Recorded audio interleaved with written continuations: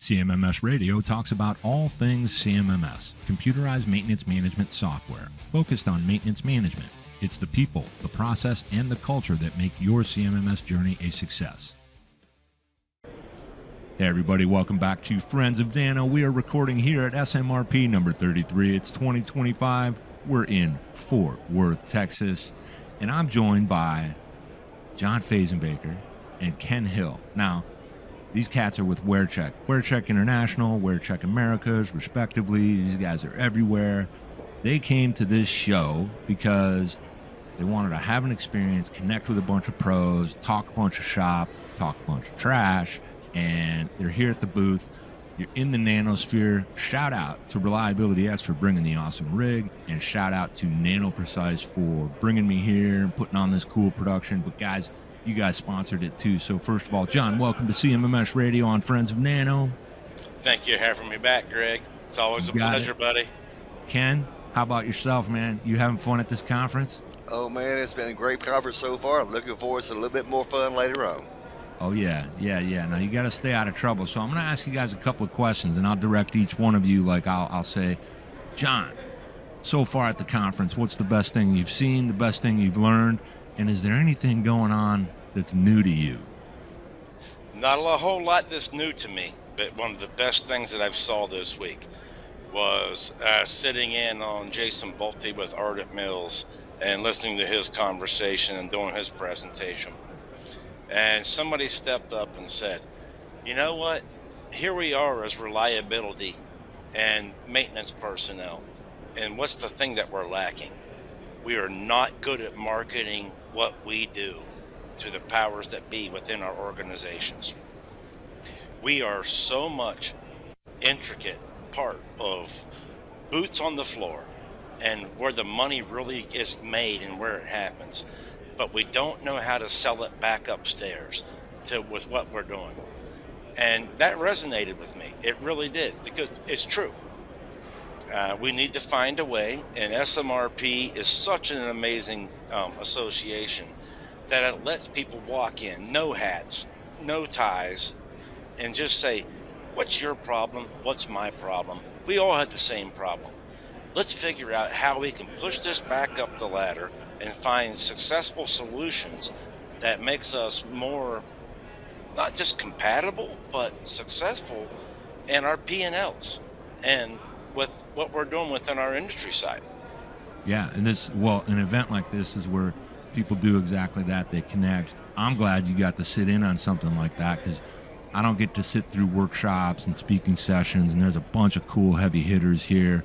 I know that at the start, which was on Monday, my friends at Reliability X did an awesome, it was George Williams and it was Ramesh Galati, did an awesome all-day workshop. I can't wait to hear more about that. And I'm going to, a couple weeks, record about that. Ken, for you, I mean, you look like, you cause trouble. We've seen each other at other conferences, but what's been going on for you here at SMRP? What's it been like?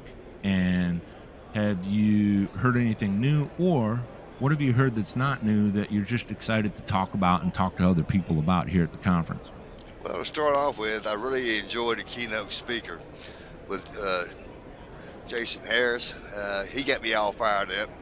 And then just looking around the overall exhibit hall, you would see a lot of different hard machinery vendors here and everything. But right now, what you're seeing right now is mainly, he said, either AI or integration. Being able to integrate all the data that people are now receiving through all these sensors, the vibration, the thermography, and integrate that into one platform where they get the overall complete picture of condition of their equipment. Like I said, I've been to conferences before in the past years, been to SMRP, IMC, but just seeing what all is available out there right now as to everything's going to one platform. It kind of blows my mind. I'm an old fart. I'm a pencil and paper guy, and now everything's all electronic. And I know I'm in my sundowning years here, but I tell you what, it sure grabbed my interest on all that technology that's available now. Well, I'm glad you brought that up, Greg, too, with Ramesh and with Kevin. with Nano Precise. What an amazing AI presentation that they gave. They gave the pros and the cons, and nobody could argue either of their standpoints. Because it's true. There is an application when we're ready for it. There's an application to where we can't get to where we want to go without AI. And it's so intricate as to how we're going to move forward with some of the technologies that were on the display. Oh man, so when we talk about that, the whole idea here is we're all going somewhere, but we can't forget the past. So with you, Ken, when we talk about that perspective being old school, pencil and paper, let's get some stuff done, that's going to fall down to the basics. And then what you're talking about, John, is where we've got these technologies that we can use, but we know we need the foundational stuff, but we're going to get there and find ways to use that. And then for both of you, like what you were talking about, Ken, is this thing I'm hearing about this week and kind of lately, this connected ecosystem where everybody's starting to kind of work together. And I look at it two different ways. So first for you, John, I look at it at least two different ways. I'll change my mind next week or when we get back from the conference or whatever. But on one hand, it's really good stuff and it's going to make a difference if it's done right and it doesn't forget those foundational elements and doesn't leave out the people. On the other hand, some of it isn't really ready. Sometimes they're just slapping a badge on some stuff and saying, oh, we're working with this company, that company, and all that kind of thing, and it ain't a real thing.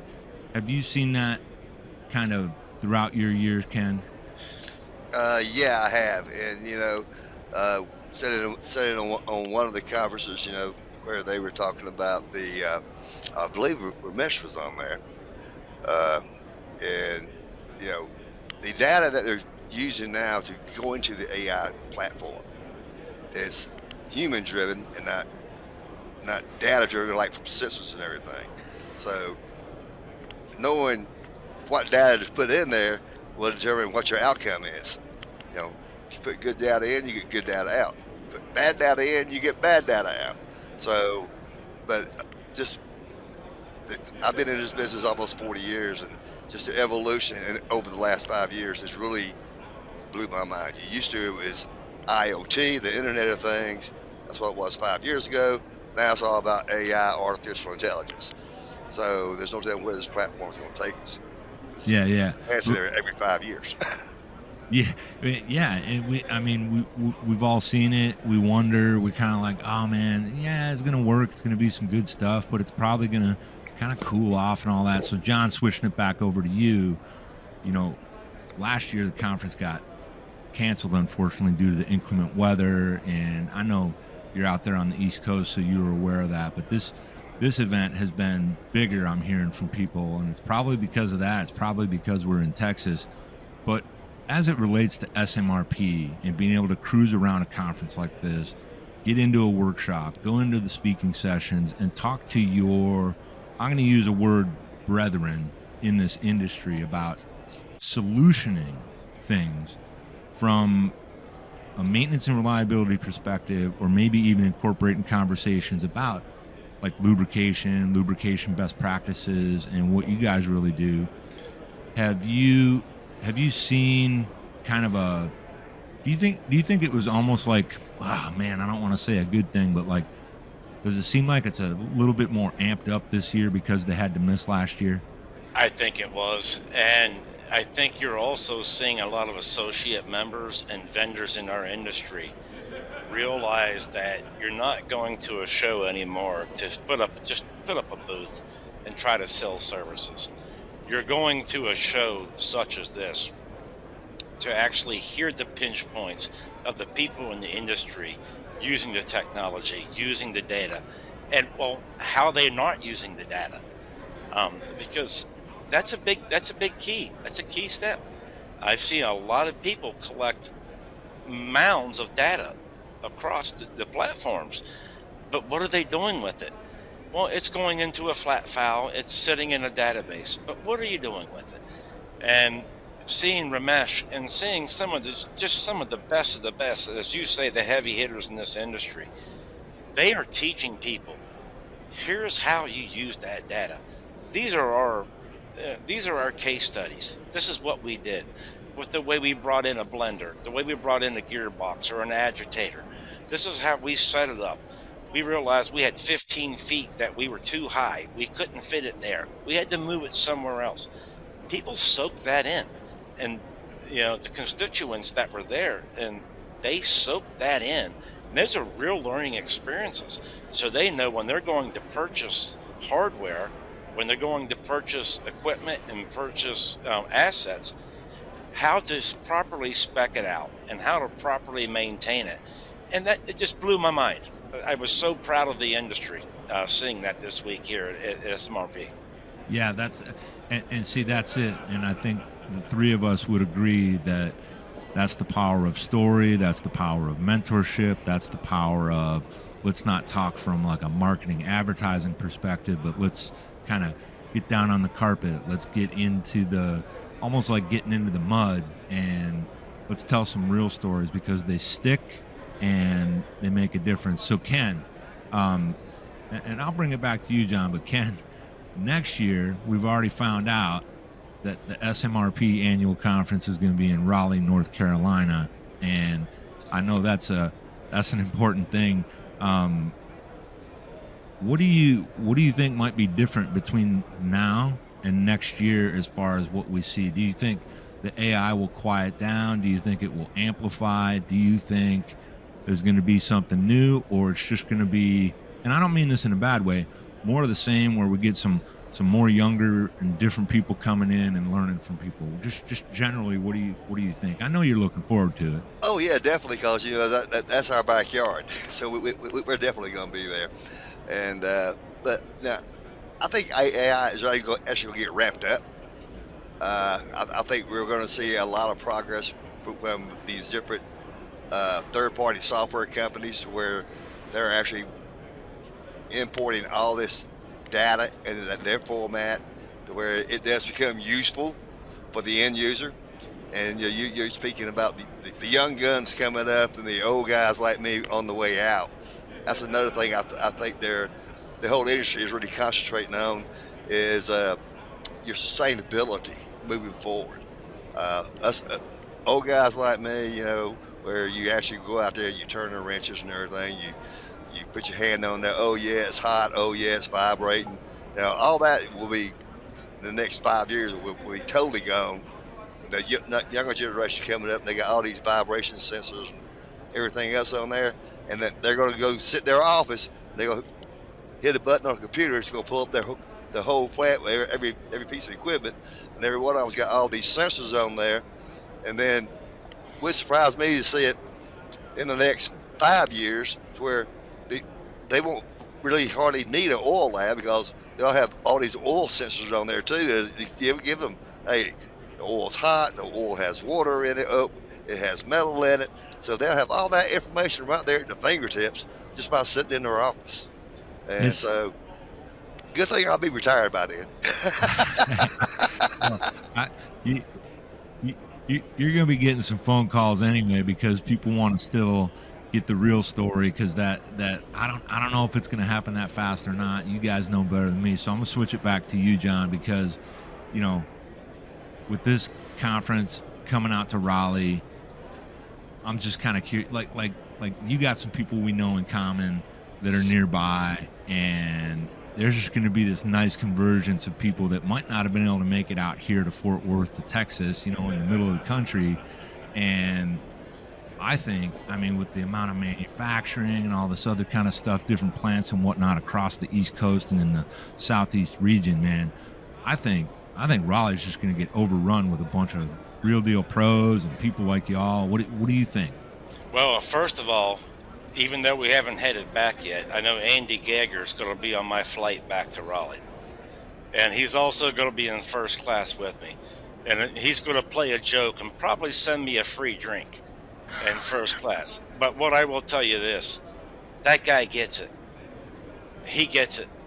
Watching his presentation this week on doing the spreadsheet as to what components and where expenses and where costs are going, and going for efficiencies. Those are the people, I mean, as Ken said, in 5 years they won't need us. Yes, they will. Because you're never going to replace somebody like an Andy Gager. You're never going to replace a Ken Hill. You're never going to replace a Mike Johnson with Amory and these folks. Or a Mesh or a Kevin. There is still a lot of non-AI, not a lot of data-driven experience and knowledge that is left on the floor every day.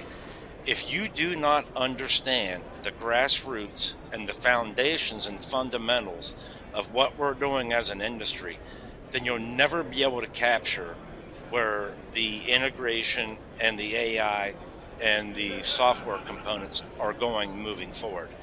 You have to have a background knowledge. AI is only as good as the input that goes in. It's not a solve-all, be-all component of manufacturing and of reliability and maintenance. I couldn't have said that better myself, and you guys are pros that have been around this industry. Andy Gager is, man, he's my boy. That guy, I love that guy, but if I take a step back and people say, like, you know, who are the people you talk to, I'm lucky to know the people that are really going to get it done, that want to get in the weeds. Technology is great, but it's a tool that you can use to augment these things. Guys, man, it's a blast having you here on Friends of Nano. And for WearCheck International, WearCheck Americas, Jon Fazenbaker, Ken Hill, respectively, thanks for supporting CMMS Radio, being in on this. Shout out to Nano Precise, all the heavy hitters we've been hanging out with. To talk about Andy Gager, Kevin Clark, Ramesh Galati, George Williams. I mean, there's a bunch of monsters here, and I can't wait to see you guys in Raleigh, North Carolina for SMRP 2026, gentlemen. Thank you very much. Thank you. Thank you. Hopefully we'll see you before then. Did you find this episode helpful? Please send us some feedback, suggest a topic, or ask a question. Reach out to CMMS Radio if you need a co-pilot on your CMMS project. Visit CMMSradio.com and use the What's on Your Mind link. Thank you for tuning in to CMMS Radio, your resource for all things CMMS, from selection to implementation, to help you make better choices, learn from industry experts, and have a successful CMMS journey.